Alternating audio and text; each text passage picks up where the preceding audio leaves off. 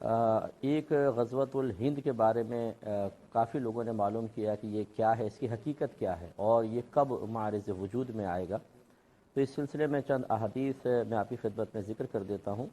نسائی کی روایت ہے، 3173 نمبر حدیث پاک ہے۔ حضرت ابو ہریرہ رضی اللہ تعالی عنہ اس کے راوی ہیں۔ یہ کہتے ہیں کہ وعدنا رسول اللہ صلی اللہ علیہ وسلم غزوۃ الہند، نبی کریم صلی اللہ علیہ وسلم نے ہمیں غزوہ ہند کی خبر دی۔ فَإِنْ أَدْرَكْتُهَا أُنْفِقْ فِيهَا نَفْسِي وَمَالِي۔ حضرت ابو ہریرہ اپنا جذبہ بیان کرتے ہیں کہ پس اگر میں اس غزوے کو پالوں تو اس میں اپنی جان اور اپنے مال کو قربان کر دوں گا۔ فَإِنْ أُقْتَلْ كُنْتُ مِنْ أَفْضَلِ الشُّهَدَاءِ، پھر اگر میں قتل کر دیا جاؤں تو میں شہیدوں میں سے سب سے افضل ہوں گا۔ وَإِنْ أَرْجِعْ، اور اگر میں واپس آ گیا، فَأَنَا أَبُو هُرَيْرَةَ الْمُحَرَّرُ، تو میں ابو ہریرہ ہوں گا جو آزاد کیا ہوا ہوگا۔ لیکن اس کی حدیث کی اسناد کو ضعیف قرار دیا گیا ہے، تھوڑا سا راویوں میں تھوڑا سا کمی ہے، تو ضعیف روایت ہے، لیکن بہرحال خبر ہے، اس کو مقبول مانا جائے گا۔ تو اس روایت سے معلوم ہوا کہ یہ قرب قیامت کے وقت جہاد ہوگا اور اس میں مسلمانوں کو اللہ تعالیٰ فتح عطا فرمائے گا۔ اور جیسے کہ ہماری صحیح حدیثوں میں موجود ہے کہ نبی کریم صلی اللہ علیہ وسلم نے یہ خبر دی ہے کہ ایک وقت ایسا آئے گا کہ روئے زمین پر صرف مسلمان ہی مسلمان ہوں گے۔ یہ مسلمانوں کا حقیقی عروج کا زمانہ ہوگا کہ جس میں دنیا اسلام چھا جائے گی اور کوئی بھی غیر مسلم باقی نہیں رہے گا۔ پھر عیسیٰ علیہ السلام پردہ فرمائیں گے، امام مہدی رضی اللہ تعالی عنہ پردہ فرمائیں گے، اور پھر کچھ عرصے بعد بگاڑ پیدا ہوگا۔ اب یہ جو حدیث بطور خاص غزوہ ہند کے لحاظ سے ایک نہیں کئی احادیث ہیں۔ 2 لشکر میری امت میں ایسے ہوں گے، احرزہم اللہ من النار، وہ دونوں پوری کی پوری فوجیں جنتی ہوں گی، ان میں ایک بھی جہنمی نہیں ہوگا۔ احرزہم اللہ من النار، آگ سے رب انہیں بچائے گا۔ اس لشکر میں نام ہونا ہی جنت کی ٹکٹ ہے۔ کون کون سے؟ فرما عصابۃ تغزو الہند، ایک تو وہ لشکر جو غزوہ ہند کرے گا، عصابۃ تغزو الہند وعصابۃ تکون مع عیسی ابن مریم علیہ السلام، دوسرا وہ لشکر جو حضرت عیسیٰ علیہ السلام کی قیادت میں جہاد کرے گا دجال کے خلاف۔ یہاں اس حدیث کے اندر جو میں نے آپ کے سامنے پہلی حدیث بیان کرنا شروع کی ہے، اس کا ترجمۃ الباب غزوۃ الہند ہے، باب غزوۃ الہند، اور اس کی فنی حیثیت کہ حدیث کا درجہ کیا ہے، کس درجے کی حدیث ہے، تو درجے کے لحاظ سے یہ حدیث صحیح ہے۔ غزوہ ہند کی وضاحت کریں، کیا وضاحت کریں؟ وہ ہو گیا ہے، تم اب لڑنے جاؤ گے، تم نے کون سا غزوہ ہند کی وضاحت؟ وہ صلاح الدین ایوبی کے زمانے میں گزر گیا ہے۔ اس وقت مسلمان تھے جنہوں نے جانیں قربان کی اور دین کو پھیلایا، کفر کو توڑا، بتوں کو توڑا۔ محمود غزنوی کو اربوں کی آفر کی گئی کہ ہمارے اس بت کو مت توڑیں، جتنا سونا لے لیں، چاندی لے لیں، جواہر لے لیں۔ انہوں نے کہا میں تاریخ میں یہ نہیں لکھوانا چاہتا کہ بت شکن، اپنا بت فروش تھا، بت بیچنے، میں لکھوانا چاہتا ہوں کہ بت شکن تھا۔ انہوں نے کہا توڑ دو اس بت کو۔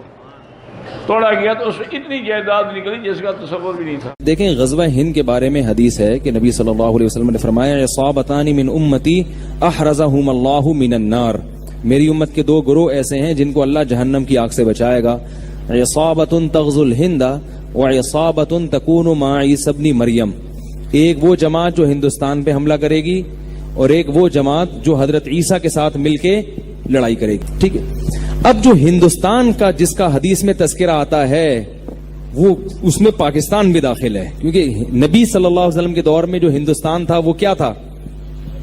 پاکستان میں۔ تو جو پہلا فریق جس نے ہندوستان پہ حملہ کیا محمد ابن قاسم تھا، جس نے جو ہندوستان میں سندھ کے راستے سے آیا اور پورے ہندوستان میں اسلام پھیلانے کا ذکر، اس نے اسلام پھیلانے کا ذریعہ، وہ تو 100% اس حدیث میں داخل ہیں، کیونکہ وہ لوگ تھے جنہوں نے ہند پہ حملہ کیا تھا، جس میں پاکستان بھی تھا، کہ پاکستان پہ بھی اٹیک کیا تھا انہوں نے اس وقت جو تھے نا، یعنی سب یہاں ہندو اور وہ دوسرے مذاہب رہا کرتے تھے، تو وہ اٹیک کر کے آئے اور اس کے ساتھ مجاہدین آئے اور پورے ہندوستان پہ آہستہ آہستہ ان کی اولادیں قابض ہو گئی.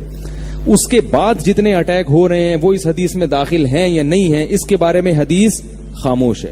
اب علماء کی آراء ہیں، اجتہادی آراء ہیں. بعض علماء کہتے ہیں نہیں، جب بھی ہندوستان پر حملہ ہوگا تو وہ اس میں داخل ہے، بعض کہتے ہیں اس میں داخل نہیں ہے. تو ہمارے پاس کوئی اس بارے میں صریح حدیث موجود نہیں ہے. اور ویسے پاکستان کا فیوچر میں ہندوستان پہ اٹیک کا کوئی پروگرام ہے نہیں. اب یہ وہ دور نہیں ہے کہ ملک پر اتنے آرام سے اٹیک کر لیں. دونوں ایٹمی طاقت ہیں، ایٹم بم کھیلنا، انڈوں سے کھیل سکتے ہو، تم مجھے انڈا مارو میں تمہیں انڈا مارتا ہوں. برسات میں کھیلتے ہیں نا، ٹماٹروں سے کھیلتے، تم مجھے ٹماٹر مار. اب یہ نہیں ہوتا کہ تم مجھے ایٹم بم مارو اور میں تجھے اٹھا کے بم ماروں. دونوں ایٹمی طاقت ہیں، دونوں یہ غلطی کبھی نہیں کرتے. اور رہا معاملہ غزوہ ہند کا، تو علامہ ابن کثیر رحمہ اللہ بیان فرماتے ہیں کہ سیدنا امیر معاویہ رضی اللہ عنہ کے دور میں یہ جنگ ہوئی. اسی طرح محمود غزنوی رحمہ اللہ نے ہند کے اوپر حملہ کیا اور یہ جنگ ہوئی. اور علامہ حمود تویجری رحمہ اللہ فرماتے ہیں کہ یہ قرب قیامت سیدنا عیسیٰ علیہ السلام کے نزول کے وقت ہونے والا مارکہ ہے. واللہ عالم. یہ محدثین کے اس میں مختلف اقوال ہیں، اللہ بہتر جاننے والا ہے. تو یہ غزوہ ہند کی کیا حدیث شریف ہے اور اس کی کیا تشریح؟ غزوہ ہند کی حدیث شریف یہ ہے، حضرت ابو ہریرہ رضی اللہ عنہ فرماتے ہیں اللہ کے رسول علیہ السلام نے فرمایا کہ میری امت کے دو گروہ جو ہیں نا، ان کو اللہ تعالیٰ نے دوزخ سے محفوظ کر دیا. ایک جو ہندوستان پر چڑھائی کرے گا، دوسرا جو نا عیسیٰ علیہ السلام کے ساتھ ہو کر دجال کا مقابلہ کرے گا. تو حضرت ابو ہریرہ رضی اللہ عنہ کہتے ہیں جب لشکر جائے گا نا میری زندگی میں، تو میں اس میں ضرور شریک ہوں گا، تاکہ واپس آؤں تو بہترین غازی ہوں اور شہید ہو جاؤں تو بہترین شہید ہوں. پہلی جنگ کی بات تھی جب مسلمان ہندوستان آئے ہیں شروع میں. صحیح ہے. یہ قیامت تک کی بات نہیں. اتنا عرصہ تو ہم خود حکومت کرتے رہے، ہندوستان پر خواہ چڑھائی کرتے رہنا.